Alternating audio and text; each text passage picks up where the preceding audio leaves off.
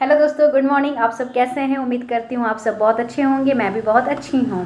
आप सभी का स्वागत करती हूँ मेरे इस चैनल जीवन एक सोच पे। दोस्तों, आज मैं बहुत ही इंपॉर्टेंट टॉपिक लेके आई हूँ और वो टॉपिक का नाम है food is medicine and food is poison. अब आप सोचते होंगे कि जो खाना हम खाते हैं वो सेहत तो बना सकता है, हमने सुना है, लेकिन वो जहर कैसे हो सकता है? मैं बताती हूँ, चलिए।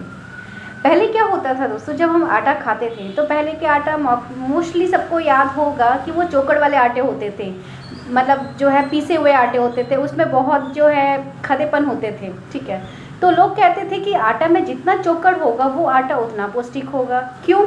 क्योंकि उसमें फाइबर्स कंटेंट बहुत ज़्यादा होते थे। हमारे इंटेस्टाइनल मूवमेंट के लिए फाइबर्स का बहुत अहम रोल होता है। ठीक है, जिस तरह अगर आप खाना खा रहे हैं और अगर आपने पानी नहीं पिया है तो आपका खाना हजम ही नहीं होगा।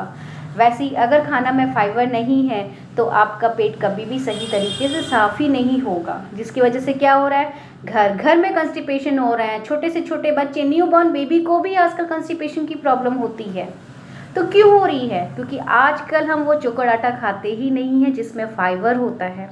हम कौन सा आटा खाते हैं? रिफाइन आटा खाते हैं। तो ऐसा मत करिए दोस्तों। जो आटा जितना ज़्यादा रिफाइन है, इसका मतलब वो आपके लिए उतना ही पॉइजन का काम कर रहा है। कोशिश करिए कि पहले की तरह ना हो, लेकिन उस आटे में थोड़ी सी मात्रा फाइबर की भी होनी चाहिए। जैसे कि आप ऑर्गेनिक आटा आप ये ले सकते हैं। ऑर्गेनिक आटा में भी है जो एक मल्टीग्रेन आटा आता है, ऑर्गेनिक आटा आता है, तरह तरह के आटा आते हैं जिसमें फाइबर कंटेंट थोड़ा होता है। तो पूरी तरह से रिफाइन आटा को आप अपनी ज़िंदगी से एकदम से डिलीट मार दीजिए। फिर देखिए, ना आपको कंस्टिपेशन होगा और ना ही आपको कभी पेट में गैस की प्रॉब्लम रहेगी। अब मैं बात करती हूँ दूसरे खाने की, जो कि बहुत अहम रोल निभाता है हमारी ज़िंदगी में, जिसके बिना तो हम रह ही नहीं सकते, जिसके बिना खाना भी बेस्वाद हो जाता है। और वो क्या है? नमक। पहले जो नमक निकलता था समुद्र से वो क्रिस्टल नमक होता था और उसकी थोड़ी सी मात्रा भी वो इतनी नमकीन कर देती थी खाने को कि उसका स्वाद बहुत ज़्यादा बढ़ जाता था। लेकिन अब क्या हो रहा है? अब आ रहा है फ्री फ्लो नमक, जिसका स्वाद अगर हम इतनी सी मात्रा डालें ना तो भी वो खाना नमकीन नहीं होता, हमें मात्रा ज़्यादा बढ़ानी पड़ती है। इसके वजह से क्या होता है, हम नमक को बहुत ज़्यादा अपने अंदर ले लेते हैं। तो अगर हम सोडियम को बहुत ज़्यादा लेते हैं तो वो भी हमारे स्किन में ईचिंग की प्रॉब्लम करता है, ड्राइनेस करता है और हमें हमेशा एक लेथर्जिक मूवमेंट की ओर लेके जाता है, वीकनेस, कमजोरी। लोग कहते हैं कि सिर्फ मीठा खाने से डायबिटीज़ होता है। मैं कहती हूँ नमक का ज़्यादा से ज़्यादा उपयोग करने से भी डायबिटीज़ होता है। ठीक है, तो आप कोशिश करें कि नमक हो, आटा हो या ऐसी बहुत से खाने की चीज़ें हैं जो कि हमारे लिए एक जहर का काम कर रही हैं और हम नहीं जानते। आजकल घर घर में जो है मैगी, नूडल्स, पिज़्ज़ा, बर्गर बहुत कॉमन हो चुका है। लेकिन दोस्तों, क्या ये सब खाने से आपका सेहत बनता है? पहले की बच्चे की ग्रोथ और अब के बच्चों की ग्रोथ में बहुत फ़र्क आ चुका है।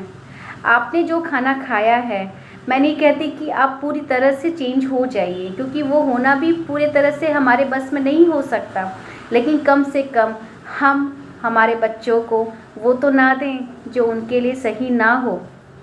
आप दीजिए, महीने में एक आध बार दीजिए, हफ्ते में एक आध बार दीजिए, लेकिन उसे एक रेगुलर बेसिस में उसके लिए एक पर्टिकुलर एक फूड आइटम मत बनाइए। उससे ना उसको सही मिनरल्स, विटामिन्स, कार्बोहाइड्रेट ऐसा कुछ भी उसे नहीं मिल पाएगा। ठीक है दोस्तों, तो खाना वही खाइए जो आपके सेहत को बनाए, ना कि सेहत को बिगाड़े।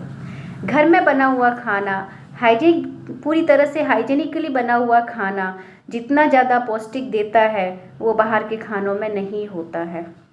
ठीक है, कुछ पल की इंजॉयमेंट के लिए, कुछ पल की शांति के लिए और कुछ पल के आराम के लिए अपनी सेहत को ज़िंदगी भर के लिए बिल्कुल भी जहर से दूर रखें। इतना ही मैं रखती हूँ आज, और फिर मैं इसी को कंटिन्यू करूँगी कल वापस से।